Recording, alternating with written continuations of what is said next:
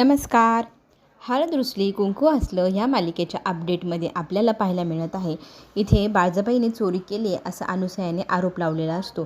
तर अनुसया आणि सगळ्या घरच्यांना घेऊन बाळजाबाई तिच्या खोलीत जाते आणि माझ्या खोलीचा कानान कोपरा पाहून घ्या, मी काही हिचे दागिने घेतलेले नाही आणि कपाटात राहिले तर माझेच दागिने आहे, सगळे काही ती खोलून सगळ्यांना दाखवू लागते. आता काय करायचं म्हणून सगळेजण प्रश्न विचारतात. अनुसया म्हणते, ही मोठी चालाक आहे, आपल्याला माहिती आहे. तर मला असं वाटतं की आपण ह्या खोलीची झडती घ्यायला हवी, पण जागचं कोणी हले ना. अनुसया मात्र आता दुष्यंतला म्हणते, चल बाळा, आपण दोघं मिळून या खोलीमध्ये कानाकोपऱ्यात शोधूया, नक्कीच कुठेतरी दागिने भेटतील. असं म्हणत ते दोघंजणं लगेचच पूर्ण खोलीची झडती घेऊ लागतात, सगळ्या गोष्टी खोलून पाहू लागतात आणि इकडे तिकडे उचकपाचक चालू झालेली असते. इकडे मात्र कृष्णा ठामपणे उभी असते बाळजाबाईच्या मागे. तिला माहिती आहे की दिवसभर आम्ही दोघीजणी सोबत होतो आणि हे जे काही आरोप लावत आहे अनुसया सासूबाई, त्या नक्कीच मुद्दाम लावत आहे असा तिला डाऊटही असतो. आता आपल्याला इकडे पाहायला मिळेल, सगळ्या गोष्टी खोलखाल केल्यानंतर एका ट्रंकमध्ये दुष्यंतलाच ते दागिने सापडतात. ते दागिन्यांचं पोडगं खोलून पाहिल्यानंतर अनुसया म्हणते, हे तर माझेच दागिने, पाहिले ना, हिच्याच खोलीत सापडले, हिनेच चोरून आणलेले आहे. असं म्हणत ती कांगावा करू लागते आणि इथे बोल लावू लागते आपल्या बाळजाबाईंना. तर बाळजाबाई म्हणते, हे शक्यच नाही, मी इथे आणलेलीच नाही आणि हे सगळं माझ्यावर कोणतरी बनाव करून कट रचलेला दिसतोय. मात्र आता दुष्यंत म्हणतो, तुमच्यासारख्या हुशार बाईला कोण फसवणार, हे सगळं तुमचंच काम आहे आणि आता स्वतःच अडकल्या आणि दुसऱ्यांवर आरोप लावत आहे. असं म्हणत त्याने चांगलीच आपल्या आईला सुनावणी केलेली असते. तर आता इथे ते सीन आठवतात आपल्या अनुसयाला. तिने जे जे कांड केले, खरं तर हे सगळं तिनेच केलं आहे. स्टेप बाय स्टेप सगळ्या स्टेप तिथे दाखवल्या जातात. कसं तिजोरीचं लॉक तोडलं, कसे दागिने घेतले, त्याचं गाठोडं बांधलं आणि ते गाठोडं मग जाऊन बाळजाबाईच्या खोलीमध्ये कुठे लपवावं तर ते पेटीतलं त्या ट्रंकमध्ये म्हणजे लपवलं आणि गुपचूप ती खोलीच्या बाहेर निघून गेली. हे सगळं झाल्यानंतर आता ती साव बनून सगळ्यांसमोर आता जाब विचारू लागली आहे बाळजाबाईंना आणि कृष्णालाही ती म्हणते, बघ बाई कृष्णा, आता तू तुझ्या सगळ्या डोळ्यासमोर आहे हे सगळं प्रकरण. आता तू तुझ्या सासूला काय न्याय देशील किंवा काय तू बाळजाबाईला शिक्षा करशील, असं म्हणत आता ती न्याय मागू लागलेली आहे. तर इथे बाळजाबाई कृष्णाला म्हणते, तू काही मला न्याय किंवा शिक्षा देऊ नको, मी स्वतःच माझी शिक्षा सांगते. तिने सगळे दागिने उचलले आणि माझे सगळे जे दागिने आहे ना, मी ह्या अनुसयाला देते. मला कसलाच मोह राहिला नाही, ना जमीन जागेचा, ना घराचा, ना दागदागिन्यांचा, ना पैशाचा. मला आता फक्त माझं आयुष्य सुखासमाधानाने माझ्या घरच्या माणसांसोबत घालवायचे. तर अनुसया म्हणते, पाहिलं ना कशी नाटकी बाई आहे आणि आण तुझे सगळे दागिने, असं म्हणत अनुसयाने सगळे दागिने आता घेऊन टाकलेले असतात बाळजाबाईचे. आणि हे सगळं प्रकरण कृष्णा पाहत असते. कृष्णाला वाईट वाटत असतं की एखाद्या स्त्रीचं श्रीधन का घ्यावं, तुला जर तुझं भेटलं आहे तर तू बाळजाबाईचं का घेतेस. पण आता तिने इथे शांत राहणं पसंत केले. आता ती खरं तर मनातल्या मनात अनुसयाच्या विरोधात एक प्लॅन बनवत आहे, ज्या प्लॅनमध्ये तिचं खरं रूप सगळ्यांसमोर येणार आणि मग सगळं काही बाळजाबाईचं पुन्हा तिला मिळवून देणार आपली कृष्णा.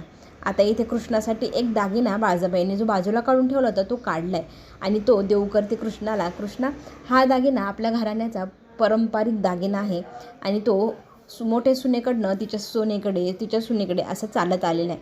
तर हा दागिना माझी इच्छा आहे की तू घ्यावास, कारण त्या दागिन्याला शोभेल. साजीशी वागणारी सून, धडाकेबाज सून म्हणायला हरकत नाही, तशी तू आहेस, असं म्हणत ते दागिने आता कृष्णाला देऊ करते. तर कृष्णा ह्या गोष्टीला नकार देते, मला दागिन्यांचं मोह नाही, मला कुठलाच दागिना नको. तर आता इथे अनुसया म्हणते, घेऊन टाक ना, जर तुला नसेल घ्यायचं तर मी घेते.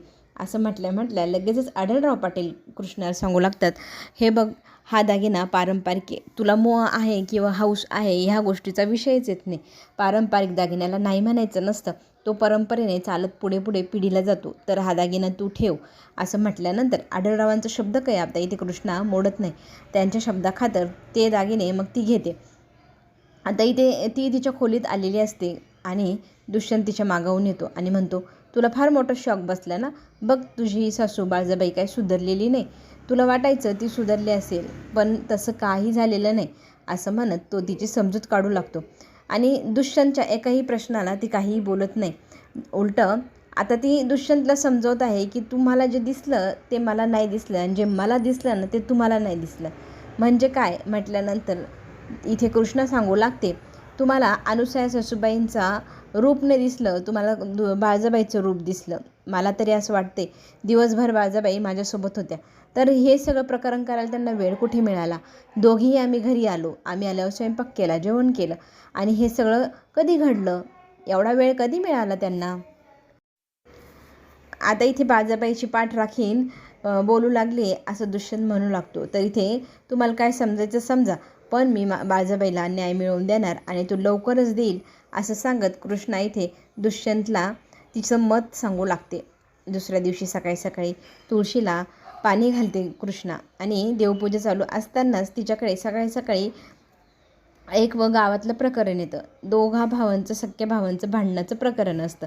खरं तर इथे न्याय मागायला ते दोघंजणं आलेले असतात आणि हे सगळं आता ते दोघंजणं सांगू लागतात की मला वारसाप्रमाणे शेतीतला अर्धा हिस्सा आणि दुकान मिळालं आणि माझ्या भावाला जरा जास्तीची शेती मिळाली, तर मला त्या शेतीतला माझा वाटा हवा आहे, असं इथे दोघांचं भांडण असतं. आता या भांडणाला न्याय काय द्यावा. अनुसया तिथे येते. अनुसया तर हे सगळं ऐकत राहते. दोघं भाऊ भांडतायत, दोघांनाही वाटतं की याने लुबडले त्याने लुबडले. आता इथे वादाचं जे कारण आहे ते पूर्णपणे कळल्यानंतर काय करावं आता असा प्रश्न असतो. अनुसया मात्र म्हणू लागते की मला तरी वाटतंय न्यायाप्रमाणे मोठ्या मुलाला सगळ्यात जास्त वाटा मिळायला हवा, कारण त्यांनी सगळ्यात जास्त कष्ट केलेले असतात, असं म्हणत ती पूर्णपणे मोठ्या मुलालाच अधिकार आहे. वडिलांच्या जागेवर तो राहतो, वडील गेल्यानंतर तोच सगळं पाहतो, म्हणून सगळ्यात जास्त वाटा त्यालाच हवा, असं एकदम सविस्तर तिचं मनातलं ती सांगत असते आणि कृष्णा तिच्या तोंडाकडे पाहत सगळं ऐकत असते. आता कृष्णा इथे दोघा भावांना थांबवून म्हणते आता दोघांनाही वाटणीसारखी करायला हवी ना, तर दुकानात पण हिस्सा करायचा अर्धा अर्धा आणि शेतीत पण अर्धा अर्धा हिस्सा करायचा, म्हणजे कसं सगळं बराबरीचं होईल आणि हाच माझा न्याय असणार आहे, हो की नाही. तर हे सगळं जेव्हा ती बोलते ना, तर त्यातला लहाना भाऊ जो असतो तो म्हणतो दुकान हे छोटं होतं, मी माझ्या कष्टावर ते मोठं केलं, आता मी त्याचे अर्धे अर्धे वाटे का करू, मी नाही करणार, असं म्हणत तो स्पष्ट नकार देतो आणि माझ्या भावाकडनंच उलटं मला शेतीतला वाटा मिळायला हवा असं म्हणत तो तिथे वाद घालू लागतो. आणि बाळजाबाई आपल्या कृष्णाला तो म्हणतो की तू न्याय चांगला केलाच नाही, तुला जमलाच नाही. तर ती म्हणते हा माझा न्यायच नाही आहे, न्याय तर अजून मी करणार आहे, शेतीची पूर्ण पाहणी करणार, शेतीत काय आहे काय नाही सगळं बघणार, त्याच्यानंतर मी माझा निकाल लावणार. आणि राहिला प्रश्न दुकानाचा आणि याचा, सगळ्यांची सेम मोजणी आणि त्यांची वाटणी होणार हे मात्र निश्चित, असं म्हणत त्या दोघांना पंचायतीमध्ये नंतर भेटूया, मी तुम्हाला बोलवेल असं सांगून काढून देते. आता इथे घरच्यांचं असं मत असतं की मोठ्या मुलाला मिळायला पाहिजे, अनुसयाचं असं मत आहे. तर आता कृष्णा म्हणते तसं नसतं, असं न्याय करणं सोपं नसतं, प्रत्येक गोष्टीचा विचार करून न्याय करायचा असतो. आढळराव म्हणतात बरोबर सुनबाई, आत्ता कशी बोलली तू, खरं तर जो लायक तोच नायक, कारण सगळ्यात महत्त्वाचं वाटा हिस्सा करताना कोण कोणत्या गोष्टीत माहीर आहे, कोण कोणत्या गोष्टीत लायक आहे त्यानुसारच वाटे वडिलांनी करावे असं त्याचं मत असतं. आणि हे मत ऐकल्यानंतर अनुसयाला तर टेन्शन आलं आहे, कारण तिच्या मुलाला आढळराव तर नालायकच समजतात. आता पुढे आपल्याला हेही पाहायला मिळेल, सकाळी सकाळी बाळजाबाई कृष्णाच्याही अगोदर जाऊन किचनमध्ये नाश्ता बनवायला सुरुवात करून दिलेली असते तिने. तर ती म्हणते की तुमची सून असताना तुम्ही का किचनमध्ये आलात, तर तुम्ही आराम करा, मी बघते. तरी ते बाळजाबाई म्हणते प्रत्येक स्त्रीचं एकदम आपुलकीचं असं ठिकाण असतं ना, ते म्हणजे किचन असतं. प्रत्येक सून किंवा सासू घरात जेव्हा येते तेव्हा सून म्हणून येते, ती किचनमध्ये राबराब राबते, तिचं रडणं तिचं हसणं सगळं काही त्या किचनमध्येच असतं, असं म्हणत तिचं मनातलं दुःख ती सांगू लागते. तिच्या सगळ्या गमावलेल्या गोष्टींचं तिला खेद वाटत असतो हे लक्षात येतं आपल्या कृष्णाच्या. आणि कृष्णा म्हणू लागते मला जाणीव आहे तुमचं श्रीधन गेलं, तुमचं सगळं काही गेलं, पण मी एक तुम्हाला वचन देते, तुम्ही जे काही गमावलं आहात ना ते तुम्हाला मी सगळं काही परत मिळवून देईल. तर इथे बाळजाबाई म्हणते म्हणजे काय, तरी ते कृष्णा म्हणते काही गोष्टी माझ्या आता लक्षात आल्या आहे, त्यांची शोधाशोध मी सुरू केली आणि लवकरच ह्या सगळ्या गोष्टीचा सोक्षमोक्ष मी लावणार, आढळरावांसमोर तो आणणार आणि तुम्हाला नक्की न्याय मिळवून देणार, असं आता कृष्णाने वचन दिलं आहे बाळजाबाईला. अनुसया मात्र चहा पाजते नवऱ्याला आणि तिथेच गप्पा मारता मारता आता इथे विषय निघतो बाळजाचा. तर आढळराव म्हणतात की मला तरी वाटतंय की बाळजा सुधारली आहे, कारण तिने इतकं मोठं त्याग केला, बघ ना तुला सगळे दागदागिने दिले. तर ती म्हणते नाही हो कसलं काय, तिचे हे सगळे नाटकं चालले, तुम्हाला समजत नाही बायकांची नाटकं. आणि कसला त्याग वगैरे काही नाही, भामटी आहे ती असं म्हणत असताना आढळराव म्हणतात नाही, मला तरी असं वाटते तिच्यात भरपूर बदल झाला आहे वगैरे वगैरे. आणि इथे अनुसूया लगेच जाणून घेते की बहुतेक याच्या मनात पुन्हा तिच्याबद्दल प्रेम वाढायला लागले. तर ती लगेचच तिचं रडगाणं सुरू करते, बघा ना आम्ही 25 वर्ष तुमच्यापासून दूर राहिलो, कसे दिवस काढले, माझ्या लेकराला तुमची माया पण मिळाली नाही, आम्ही काय काय दिवस काढले.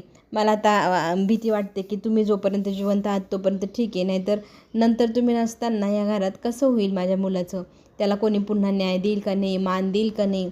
ती तिची खंत व्यक्त करते कळत नकळतपणे. आता डायरेक्ट प्रॉपर्टीच्या विषयापर्यंत तिने हात घातला आहे. तुम्ही असतानाच मला असं वाटतं प्रॉपर्टीचे चांगले तुमच्या हिशोबाने हिस्से करायला हवे.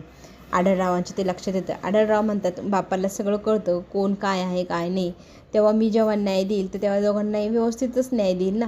खरं तर जास्त प्रॉपर्टी मोठ्या मुलाला मिळायला हवी असं अनुसूयाचं मत असतं. तर आढळराव म्हणतात, बघतो मी काय करायचं. ह्या दोघांचं जे बोलणं असतं ते कळत नकळतपणे आपल्या बाळजाबाईच्या कानावर पडलेलं असतं. आणि बाळजाबाई ते ऐकल्या कृष्णाला तिच्या खोलीत घेऊन जाते आणि तिथे जाऊन मग दोघीजणी बोलू लागतात. तर कृष्ण म्हणते, काय झालं एवढं घाई गडबडीत तुम्ही मला बोलवून इथे घेतलं. तर इथे बाळजाबाई सगळं घडलेली हकीकत आता सांगू लागते की काय काय विषय झाला आढळराव आणि अनुसूयाच्या बोलण्यामध्ये. त्यांचं बोलणं माझ्या कानावर पडलं म्हणून मी तुला त्वरित ते सांगायला आले. बघ ना, अनुसूया कळत नकळतपणे आढळरावांकडनं घर दागदागिने ते तर मागतच होती, पण आता प्रॉपर्टीही ती कळत नकळतपणे मागत आहे. आणि हे सगळं ती वायाला घालवेल. तिचा मुलगा चांगल्या वळणाचा नाही.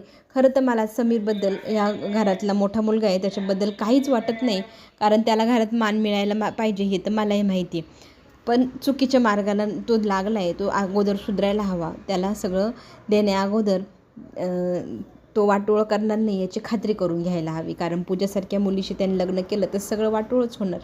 तर इथे कृष्ण सांगू लागते, तुमचं म्हणणं बरोबर आहे, माझ्या पण लक्षात आले, कारण आता हा मुलगा सगळे कागदपत्र सगळं काही पाहण्यासाठी ग्रामपंचायतीच्या ऑफिसमध्ये पण आलेला. मी त्याला रंगे हात पकडलं